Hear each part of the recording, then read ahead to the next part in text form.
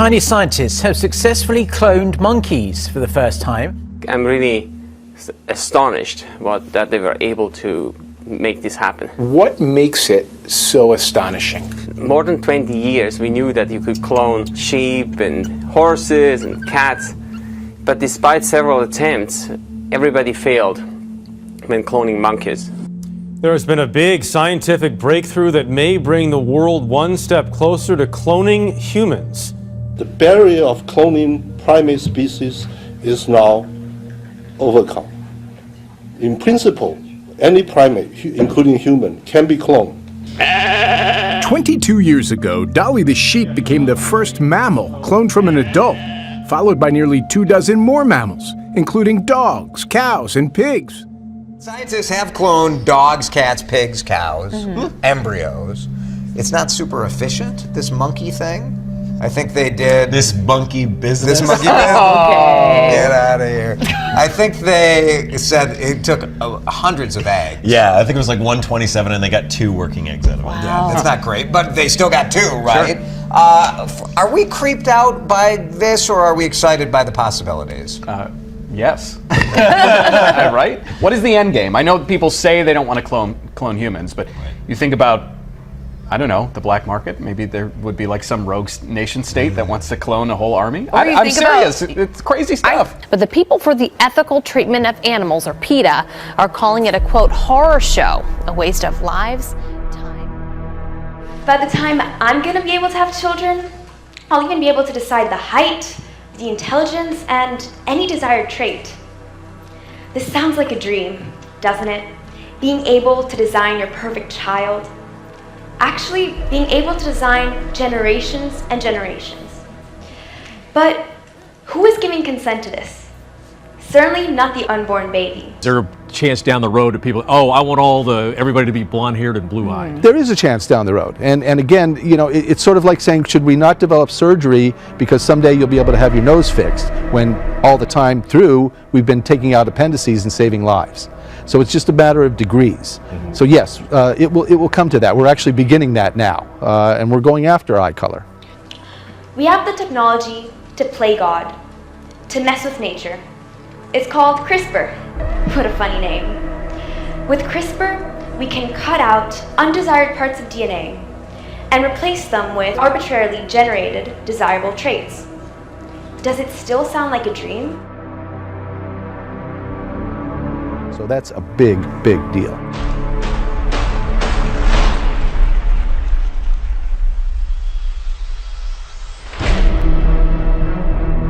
So what exactly is CRISPR, and what is the significance of this? It's actually CRISPR-Cas9. It's a technology that was actually discovered by accident, where we've known about DNA for a long, long time now. We know it controls almost everything about us, but we couldn't do anything to fix it.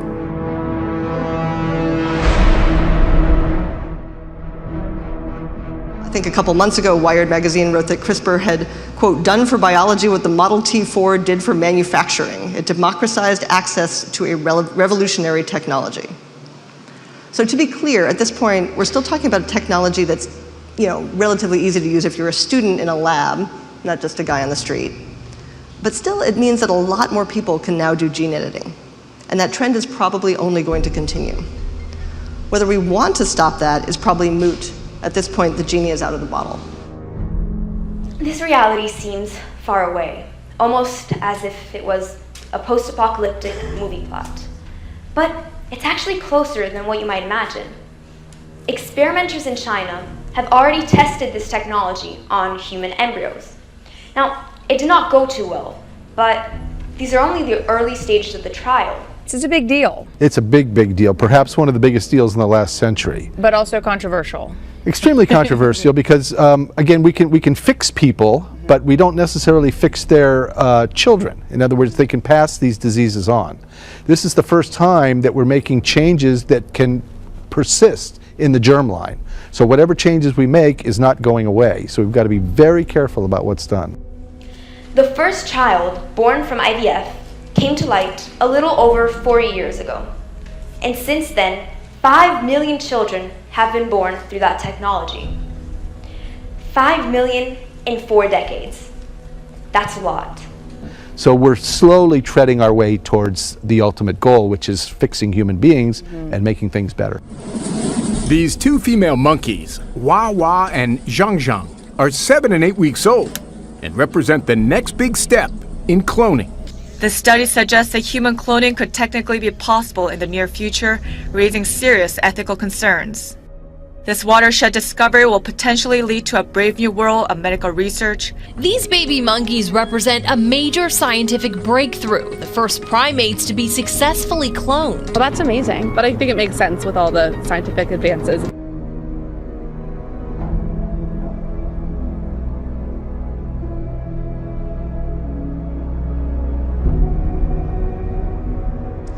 And speaking of things that we do want to keep an eye on, there's one CRISPR-based tool that I do want to talk more about because it's something that really has the potential to reshape our world for better or worse, and that's a gene drive.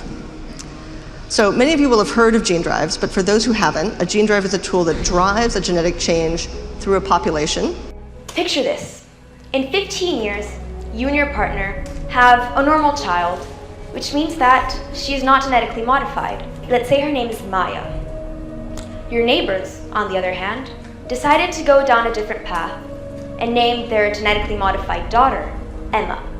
Now, Emma is smarter, prettier, more talented, and scientifically proven to be better than your child.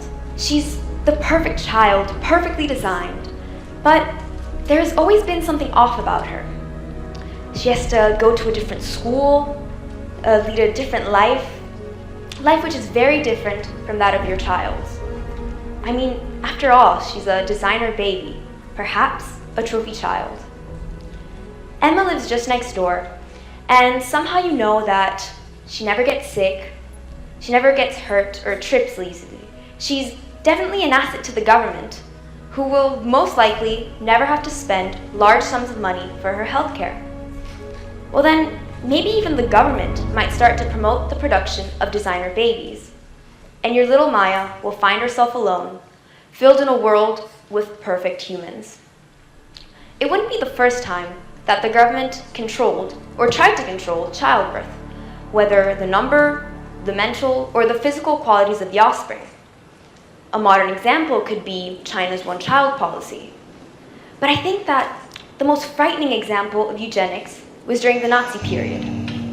Hitler wanted a superior race, the Aryan race. He went through great lengths to achieve this, firstly by concentration camps, and then by sterilizing or executing individuals which he judged to be handicapped or cretins. Is this the world that you want your children to inherit? Is this what you want our race to become?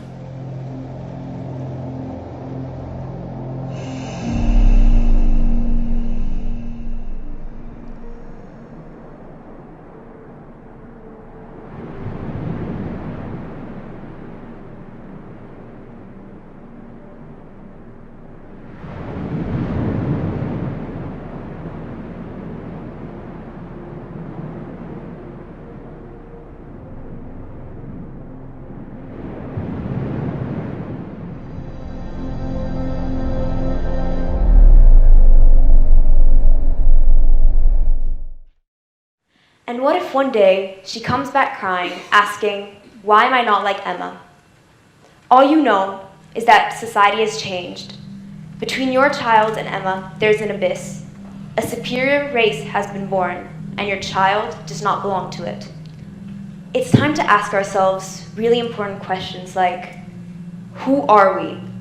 What will we become, and who will decide? We should be able to challenge people and ask that question. What is it that makes you and me and every single person absolutely equal? What is equally true and constant and cannot be lost about us, which grounds all of our political convictions? And hopefully that leads to some good conversations.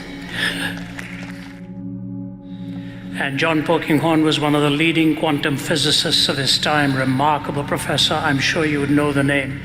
And what I came to the conclusion about, ultimately it's not so much about the evidences, it's the willingness to go where the evidence leads. If you're really willing to go where the evidence leads, and if it calls for humility and the bending of your knee, the difference will actually and ultimately come there. You see, in the sciences, as a physicist or as a lab technician or whatever, science can tell you what happens when this is joined to that or when this is added to that. Nowhere in science does it tell the technician that they must tell the truth.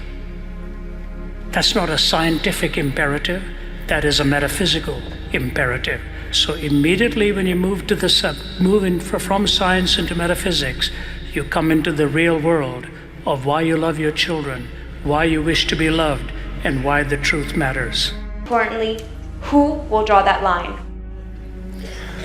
This is a question that I get really excited to speak to, because I think there's often this assumption that somehow science has disproved God, somehow science has buried God. You ask specifically the question of how you can get someone to believe in things that aren't physical in nature. Well, there are lots of things like that in science and also in philosophy, which you mentioned. Gravity, numbers, sets, propositions. Most philosophers today are actually not materialists precisely because of some of these reasons. But my primary encouragement on this question would be, all right, meet people where they are. Let's start with the empirical then. Let's start with the sciences and let's ask that question. Has science pointed away from God? We speak from the objective viewpoint that life has intrinsic worth and intrinsic value, not extrinsic worth conveyed by state or society, but intrinsic worth. We talk so much about human rights, we have forgotten about the right to be human. And so your point is very well taken. I commend you for thinking about that. I just think you speak as one who has a coherent worldview as to why this issue is important, not representing an institution, but representing the absolutes that have built your life, the absolute of dignity, of essential value, of life, of marriage, of home, and of the future. Let me just take this one step further. The very basis of all science, the regularity of the universe, the fact that we can expect that in the next second and the next minute and tomorrow, gravity, for instance, is going to have exactly the same strength. Why do we just assume that? Somebody might say, well, that's the way it's always been.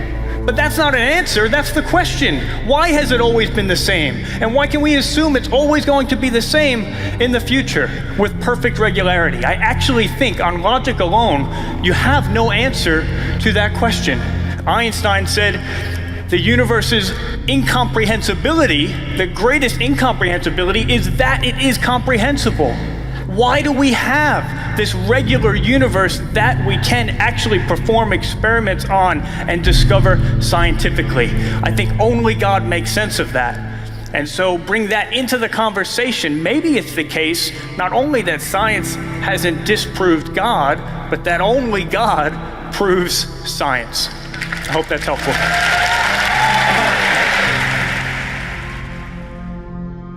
Nicholas Wolterstorff, marvelous professor from Yale, after he lost his son and it crushed his heart, made this incredible comment: when we have overcome absence with phone calls, winglessness with airplanes, summer heat with air conditioning, when we have overcome all these and much more besides, then there will abide two things with which we must cope: the evil in our hearts and death. The answer to those two will not come from science. It comes from knowing the very creator of the universe who explains your heart.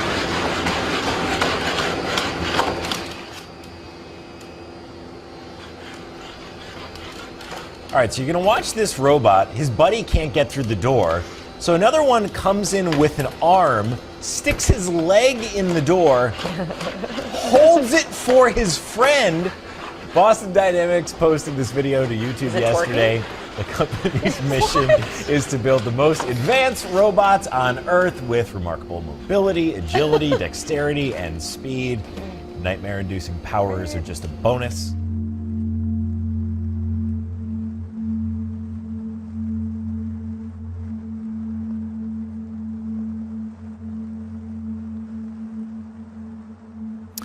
Now, switching gears now, in a major technological feat,